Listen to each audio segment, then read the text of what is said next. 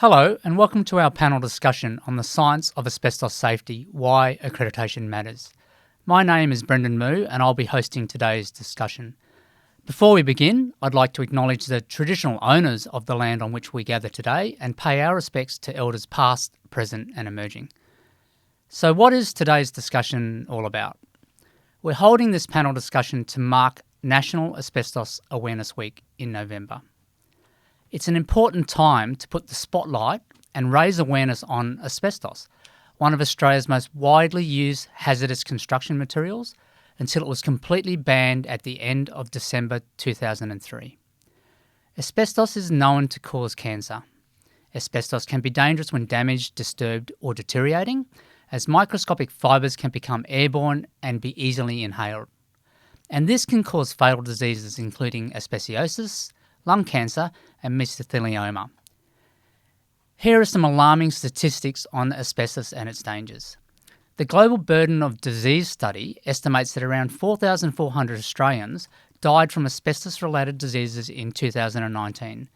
This is a shocking figure and is more than 4 times the annual road toll. Before it was banned, asbestos was used in over 3,000 products. About 13 million tonnes of asbestos products were used in Australian-built environment and about 6.4 million tonnes remain. Asbestos cement products make up around 95% of the remaining legacy asbestos in the built environment. 21%, or 1/5 of Australia's hazardous waste is asbestos, and it's estimated that over 6,000 tonnes of asbestos-containing material are illegally dumped in Australia each year. 28% of home improvers who have encountered asbestos have admitted to inappropriate disposal methods, most commonly placing it in their household waste bin. The title of our discussion today is The Science of Asbestos Safety, Why Accreditation Matters. So we're going to specifically look at the important role that accreditation and accredited testing and inspection plays behind the scenes when it comes to helping to identify asbestos, whether it's in your home, in your workplace, in the environment, and even how testing helps keep asbestos from being imported into our country. Many people may not be aware of the importance of asbestos testing and inspection and why you should use an accredited facility, so we'll cover some of those reasons today as well. So let me introduce our panel for today's discussion. Firstly, welcome to Julia Collins. Julia is the Director of Research, Data and Policy at the Asbestos Safety and Eradication Agency, known as ASIA. She has more than 20 years' experience in work health and safety policy and regulation. Julia's current role includes conducting asbestos-related research and helping governments implement the National Strategic Plan. ASIA oversees national actions to improve asbestos awareness and the safe management, removal and disposal of asbestos. Julia, thanks for being with us today. Neil Shepherd has more than 25 years' experience in the laboratory accreditation space and is responsible for ensuring the technical integrity of accreditation activities as the National Association of Testing Authorities, NATA's, Sector Manager for Life Sciences. He has significant expertise in the areas of flood and environmental testing, occupational hygiene and animal health. Neil participates in multiple committees and working groups both nationally and internationally, and his role at NATA encompasses the maintenance of NATA accreditation criteria pertaining to life sciences, reviewing accreditation recommendations, recruitment of technical assessors, and stakeholder management. Welcome, Neil. And also joining us today is Richard Wilkinson. Richard is the Senior Associate Consultant Hazmat and Occupational Hygiene for Tetra Tech Coffee, that's a mouthful, and he also sits on the Asbestos Hazardous Materials Consultants Association Executive Committee, which is a very important role.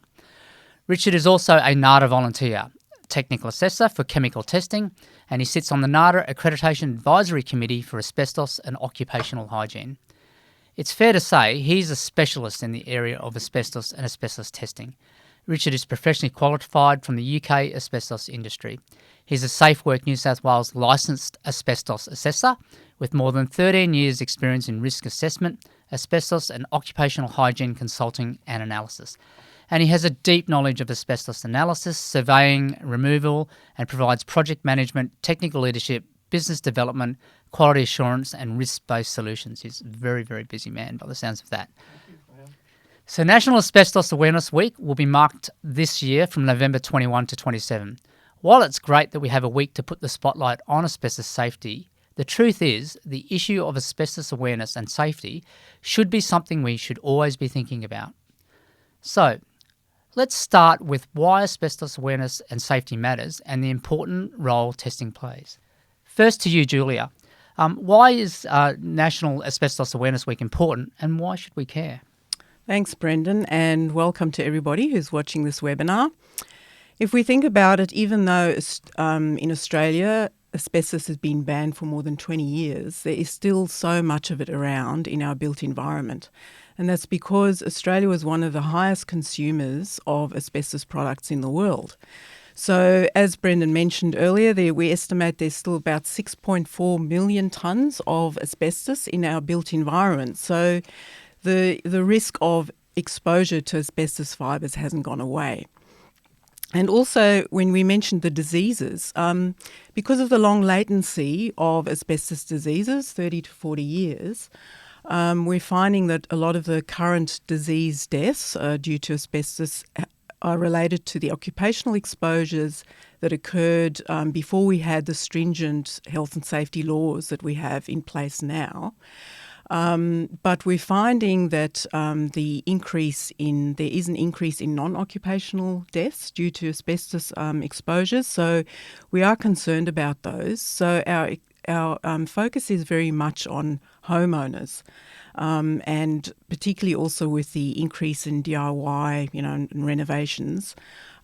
We are very concerned that homeowners might be inadvertently exposing themselves to asbestos, because we also think that about 1 in 3 homes in Australia still have asbestos. And we say that if your home was built before 1990 and it hasn't had a major renovation, it's highly likely that it's got asbestos in it somewhere. So, and the problem is with asbestos, most people can't tell that it is asbestos just by looking at it.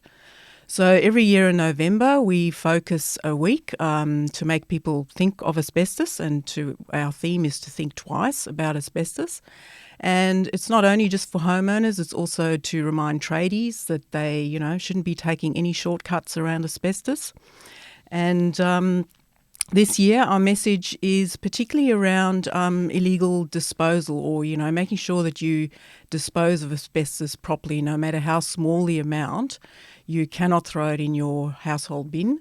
It's got to be properly wrapped, and it's got to be disposed of at a licensed asbestos waste facility. Yeah, because I was going to ask you, what are the legal requirements relating to asbestos that really people should be aware of? So there's sort of 3 main sets of laws. The main one is the work health and safety laws. So they apply to workplaces to ensure that exposure of asbestos is prevented in all workplaces.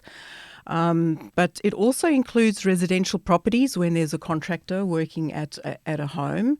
But the duty then is on the contractor and not on the homeowner. But it does help if homeowners know where asbestos is in their properties, so that they not only protect themselves but also their families, and they can also warn any tradies who come onto their properties about where asbestos is when they carry out, maintenance or renovation work. The other laws are the environment protection laws, so they place requirements on the safe transport, storage and disposal of asbestos, and these laws ensure that everybody, doesn't contaminate the environment with asbestos or unlawfully dispose of it. And then we've also got the public health laws as well, and that really requires everybody to take reasonable care not to cause harm to another person. And that includes preventing the release of airborne asbestos fibres. So there are actually specific provisions in the public health laws in Queensland and WA that relate to asbestos. So it really basically means that, you really need to know where it is, and the only way to confirm that is to have it tested. Right. So obviously testing is important. So that's, probably a great segue for me to introduce Neil and Richard into our discussion. Gentlemen, can you tell us the importance of inspection testing for asbestos, and specifically the role that accredited testing plays from organisations like NATA? Thank you, Brendan. Yes, I'll start. So a test can tell if the product has asbestos in it. So, and it will also tell what type of asbestos it is. The reason that we have NATA accreditation for the process is that it allows the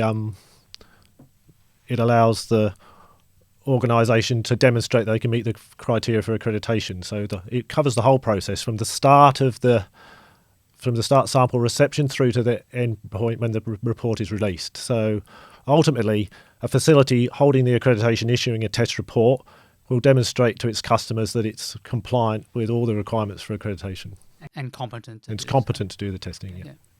Richard? Kind of in addition to that, so one of my roles with NATA is to go into facilities to make sure technically they're delivering on the mandate of their accreditation, that things have been done to a high standard, and essentially it gives rigour around the testing. It is a WHS law mandate for samples to be tested for asbestos by a NATA accredited facility. It's critical, in addition to that, that the samples are taken in the appropriate manner. So generally samples are taken to address compliance surveys, which again is back to legislation with the buildings that are older than 2003 for industrial commercial purposes. Really critical, and the law that they have an asbestos register and a management plan in place for those properties. So the people going out to site taking the samples, which are submitting them to the lab, is also a key part of it. And NATA actually offers accreditation for inspections as well. However, this isn't mandatory, but the testing is. But in lieu of not using a NATA accredited testing facility for the inspection part, there are many reputable consultancies out there, and it's really important that the samples that are taken are representative of the wider environment, so that testing is precise. So there's a compliance issue, there's a technical issue, but more importantly that the samples are taken in the appropriate manner, they're provided to the lab, and therefore we can have comprehensive data that allows us to risk assess and provide registers and management plans to commercial facilities that are comprehensive and protect the workers. But I think Julia touched on a point that's really important, that it's critical that people in their own homes don't overstep their boundaries, or they are aware of what might be in their homes. So again, for people in the home, it's more about protecting yourselves and your family and doing the right thing. Right. So take that example. So if I'm a homeowner and I'm about to renovate, and I suspect that one of my walls may be asbestos because my home was built prior to 1990. What should I do? Well, again, 1990 is a good point, but I'd say that there could be asbestos in later than that. There were prohibitions and the stop use of asbestos laws. However, if you had a warehouse that was full of panels, they might have been used for years to come, or mastic solutions that go into window linings. Tubs of that might have been in the warehouse of tradies or companies for years to come. So there was a cooling off period. So 1990 is a good date, but I'd say if you're ever in doubt, always test. And homeowners need to know that if you bring a tradesperson into your home or site, then that becomes a work site. So now you're following WHS law.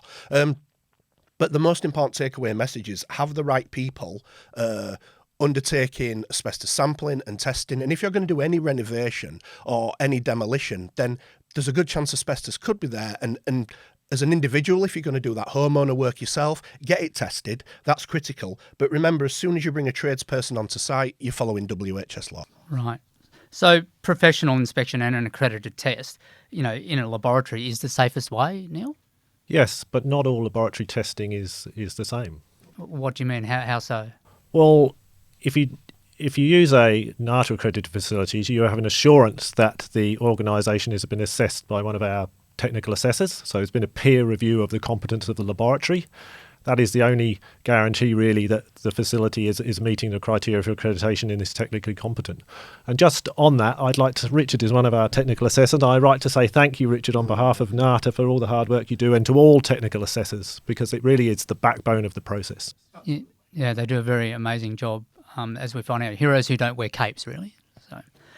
So can I ask a dumb question? So I go and get a sample. So to get a sample of suspected material tested, what do I do? Do I take it to a laboratory? What do I actually do here? Well, look, You can do it yourself, but my recommendation is that you always use a seasoned professional. I think it's really important to use professionals to take those samples. If you wanted to take a sample, you could do it yourself. There are many laboratories out there who will accept the samples, but the key to that is making sure that they've got guidance on their website of how to do it. But my personal opinion is always engage a professional. They'll know where to look. They'll know how to sample. I don't ever encourage people to start undertaking that work themselves. It can be done, but best practice determines get somebody in, get a professional in and let them help you out. And as I said, there are associations out there such as the Asbestos and Hazardous Materials Consultants Association, which I'm a part of. There's FAMANS and the Australian Institute of Occupational Hygiene. Essentially, they will list people who've been vetted on their sites. So get people in who can do the job. That would be my main advice. And what do I get as a result of that test? What comes back to me? So you're going to get a test report. It's going to have a bunch of information on there. Generally, it's going to talk about size, weight, and dimensions of the material, a description of where that material's from. But critically, you need to be able to interpret that data. And as a homeowner, you might not be able to do that. So that's why it's important to have a professional engaged, because they can tell you what the implications of the test results are, why you need to do the next steps, which you might not have a clue about unless you engage a professional. They can guide you through the process and help you. But generally, a test report's going to give you weight, form, dimension, and it'll also tell you if there's no asbestos present as well. Right. So a lab report's important, but how does Joe Public, me, read it? And what should they be looking for? If it confirms the presence of asbestos, what's the appropriate course of action? Should they attempt to remove it themselves, or what do they do then? I think with most things in life, with asbestos, cheapest is never best. And to try and fix it yourself can always be an issue. And it's about engaging professionals who can undertake the work. To undertake asbestos removal accurately, you need to be a licensed professional with Safe Work and other state and territory regulators issuing licenses for those people to undertake that work. So again, never would it be my advice to anybody to start undertaking asbestos removal unless you're a trained professional. Right. So let me bring Julia back into the discussion here. Julia, this is a key area that ASIA is trying to educate the public on. What should they do if they have confirmed cases of asbestos? Yeah, look, I'll definitely agree with Richard's point is that just like plumbing or electrical work, asbestos is something you really do need to leave to licensed asbestos removalists. And even, homeowners, although they legally can remove asbestos themselves, they still need to follow the safe procedures to do that. So you still need to have all the right gear, and really by the time you've done all that, it's actually might be cheaper and easier just to hire a licensed professional asbestos removalist. They'll have the insurances, they'll have all the right equipment, they've got the training to do it properly. So our advice always is get a professional. And also they'll dispose of it at a licensed asbestos waste facility as well. So that disposal is something people need to, keep in mind as well. And if people are trying to look for licensed asbestos removalists, all the work health and safety regulators have got lists of those on their websites. But it's also important to note in the ACT laws, the homeowners cannot remove asbestos themselves. It has to be done by a licensed asbestos removalist, even if it's a small quantity. So could I just add something to that discussion? I think what Julia's touching on is that in some states and territories, if there's less than 10 square metres of asbestos, that can be removed without a licence. However, people shouldn't ever forget that that doesn't mean you can ignore the code of practice. That doesn't mean you can remove that asbestos without any appropriate controls. You still need to follow the code of practice, and it says it needs to be done by a competent person. And all the equipment for cleaning up, such as not using domestic vacuums, the vacuums have to have the appropriate filtration on them, what we call HEPA vacuums. We won't get into that today. But the point is that this is not something that should be tackled by homeowners. And are there laws that would potentially make it permissible to do that work? Maybe. But our recommendation from ASIA and across industry is get a professional in. That's always the best way to do it. And the laws still need to be followed. Right. Okay. That's an important message for everyone here, I guess, listening and watching today. So let me change tack. I understand Australia has a zero tolerance for asbestos coming into our country. Julia, can you explain our national policy here? And Neil, I guess, how do we test for this at our borders so that nothing gets in? Yeah, so we've got customs regulations that actually deal with asbestos before it comes into Australia and also at the border. So there are some products manufactured outside Australia that can be labelled as asbestos-free while still containing low levels of asbestos. And of course, we don't allow these products into Australia because our tolerance level is 0. So in terms of the customs regulations, importing and exporting asbestos is prohibited, but there are certain circumstances where we provide permissions, and ASEA does actually provide import and export permits for those very limited situations. And those are for research, analysis and display, and also where there has to be importation of waste from some of the external Australian territories for disposal in Australia. So import permits can allow samples of goods to be imported and tested at an accredited laboratory in Australia before the shipment before the shipment leaves the country of origin. And then if asbestos is found in that sample, then obviously the importer can't import those goods. So this is a really important way of actually preventing unintentional, importation of asbestos. And then when the goods reach the Australian border, the Australian Border Force assesses those for risk. So they take into account, what is known about the asbestos use in the countries of origin, and also their prior border detection work that they've been doing. And then if the goods are suspected of containing asbestos, the ABF will require the importer to pay for accredited laboratory testing. And then if asbestos is found, then they will seize those goods and forfeit them. And just as some statistics, during 2021, the Australian Border Force reported that it had undertaken 355 tests at the border, and they reported 73 positive detections out of those. And the majority of that was chrysotile asbestos. Okay. Neil, you've got an example that that I've often heard you talk about, which is around the importation of vintage cars. Can you explain this issue for our audience? Yes, Brendan.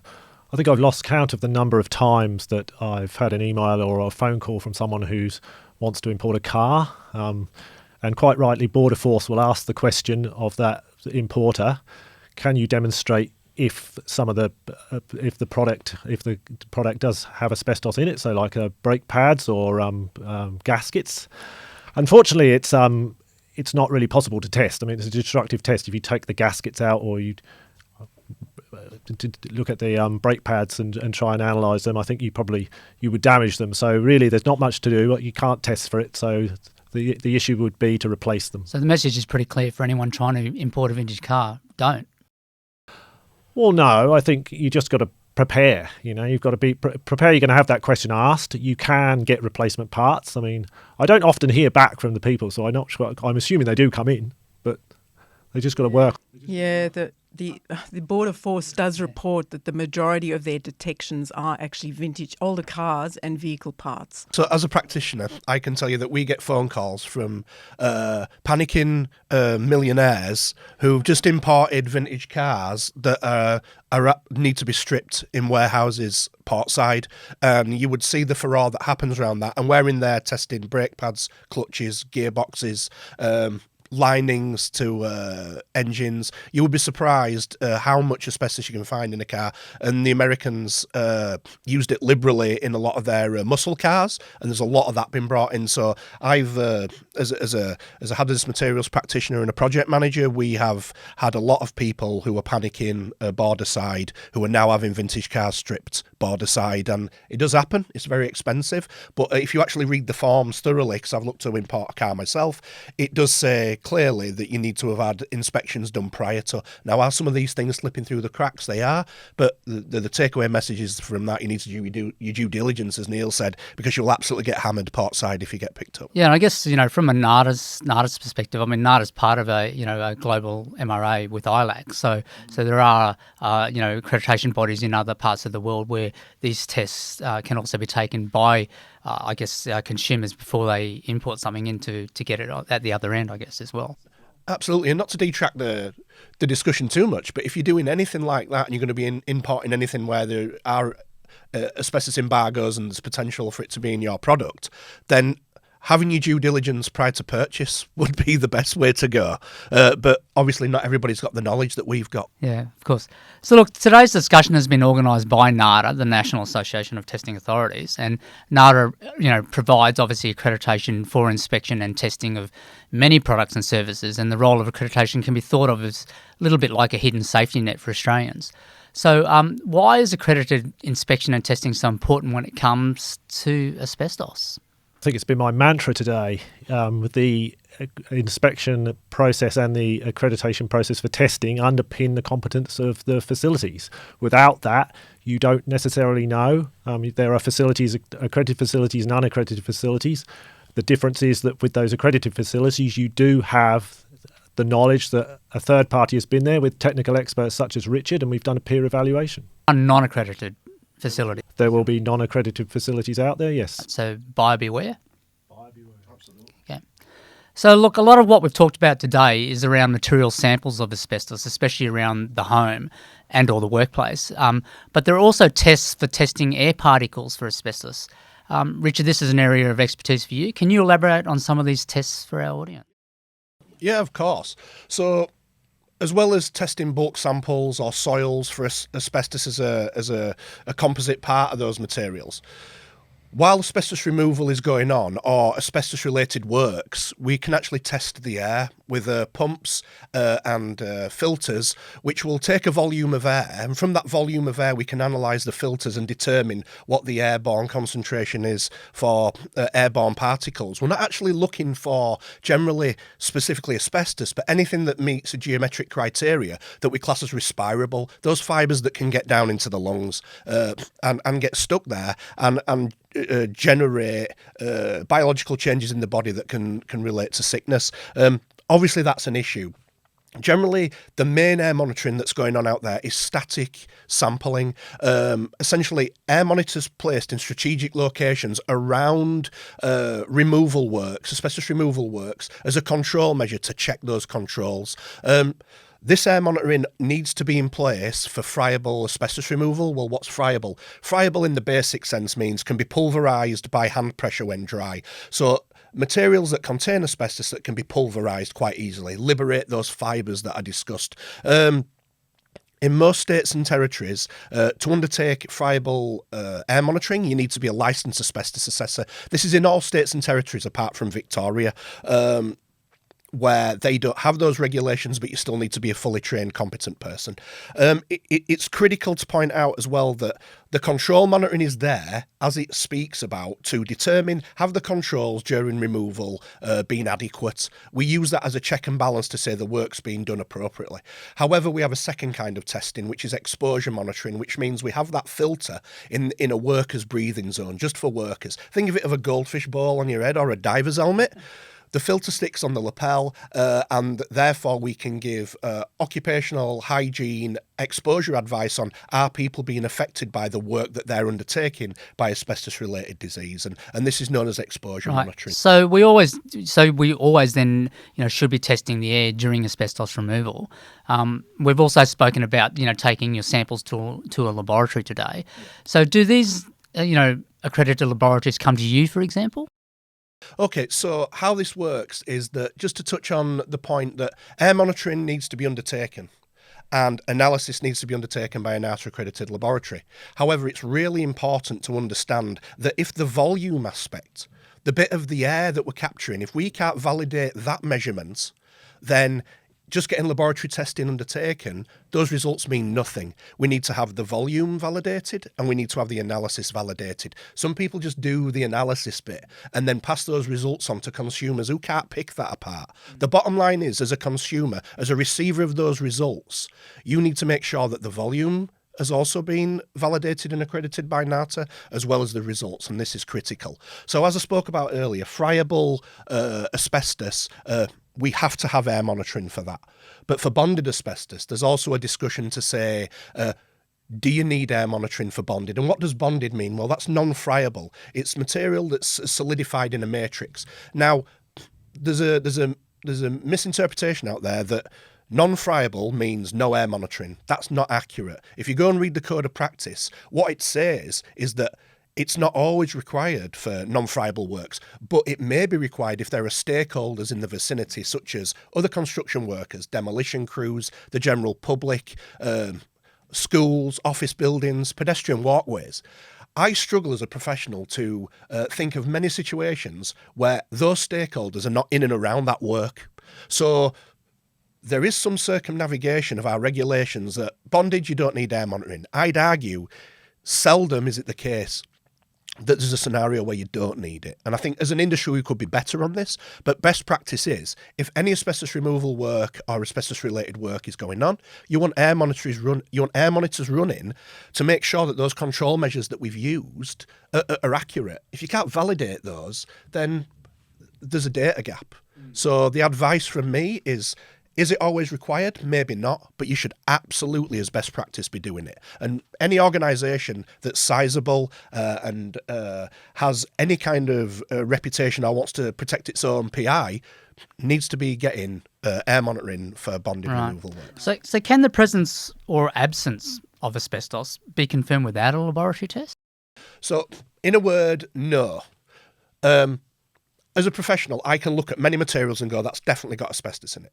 I can look at some materials and say, I think it has. And a lot of them I'd be like, we definitely need to test that. And that's where it comes back to, if we're at sites undertaking surveys, as I discussed, for compliance, or surveys that need to be undertaken before renovation or pre-demolition, absolutely critical that the people who are undertaking that sampling are reputable, they are trained, they are competent people, and they're going to do the right job, because it's not just about getting the material in the lab, which sometimes you, as I said, you can't, until you get to the lab, you can't tell. But where you get that material from and the number of samples to understand the composition of a building is critical. So it comes back to that, choosing the right people to do the work. Does a facility have accreditation for inspections, or are they a part of an association where their competency has been vetted? These things are critical to getting the right number of samples in any scenario to submit to a lab to make sure the results are credible. So no, you can't tell all the time whether there's asbestos in it. You certainly legally need to prove that. But more to the point is, if you don't undertake the sampling appropriately, if you give in samples that are sufficient to a laboratory, it's going to be very hard for them to provide accurate results. There are some mechanisms for that, but the easiest mechanism is to have competent people who are reputable undertaking the sampling. Just, add to that as well. So the work health and safety laws do allow people who, the duty holders, to assume asbestos. So without sampling, you can assume the presence of asbestos, and then that has to be recorded in your register. And what that means, even if you assume asbestos, you have to start managing that material like it is asbestos. And then it means, you have to have it on register, you have to maintain it, and if it's removed, it's got to be done through, all the proper procedures. And we often hear about cases where, material has been managed like asbestos, but when they've actually sampled and tested it, it hasn't, it's come back as not being asbestos. So I think that just highlights the importance of the testing, so that you have that confirmation of, whether it's asbestos or not, because then you know for certain how you need to manage it, because, it can have cost implications if you're managing a material like asbestos and then it turns out it's not. It's probably more economically viable up front to get it tested. It's going to save you a lot of heartache in the long run. So Neil, where do I find a list of accredited labs who you test and inspect for asbestos? Well, there's two things you can do. You can look at our website and there's a search function and type asbestos into there and you'll get the list of labs. The other thing to do is to phone one of our offices. So we have offices in Melbourne, Brisbane, Sydney, Adelaide and Perth. And we keep a list. So often I'll walk past the reception and I'll hear that list being sort of read out to somebody who's seeking that advice. Okay, great. And Julia, look, we've touched on a lot of the identification and testing of asbestos here today.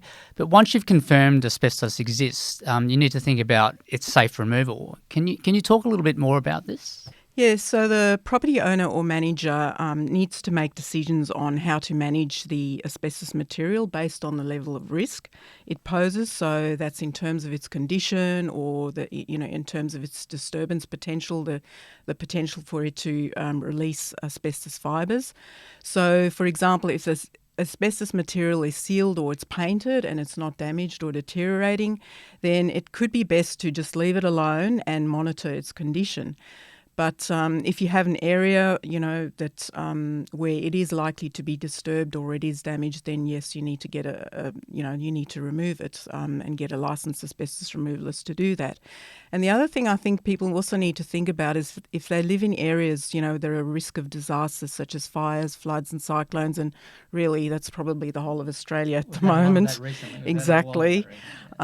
So asbestos materials in those situations, when they get damaged, they cause widespread contamination and significant cleanup costs. So it's actually better to remove the material when it's, still bonded, when you can remove it safely before it does become damaged. So because you can wrap it safely and you can remove it much more easily and cheaply than once you've got, asbestos spread over a whole area.